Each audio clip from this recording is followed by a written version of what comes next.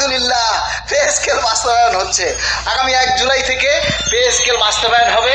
মাননীয় অর্থমন্ত্রী মহোদয় সংসদের বাজেট ঘোষণায় এই কথা ঘোষণা দিলেন। আমাদের এতদিনের যে শোক, এতদিনের যে সাধনা, এটা আসলে সার্থক হলো।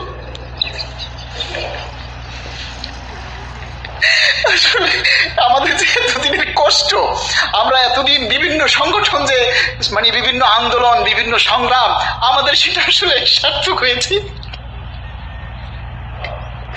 আমরা মাননীয় সরকারকে ধন্যবাদ জানাই যে এই 22 লক্ষ পরিবারের মুখে আপনারা হাসি ফিরিয়ে দিবেন।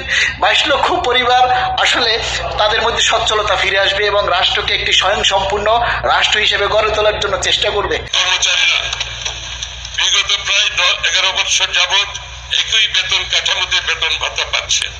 ইতিমধ্যে মূল্যস্ফীতিজনিত কারণে জীবনযাত্রার ব্যয় অনেক বৃদ্ধি পেয়েছে।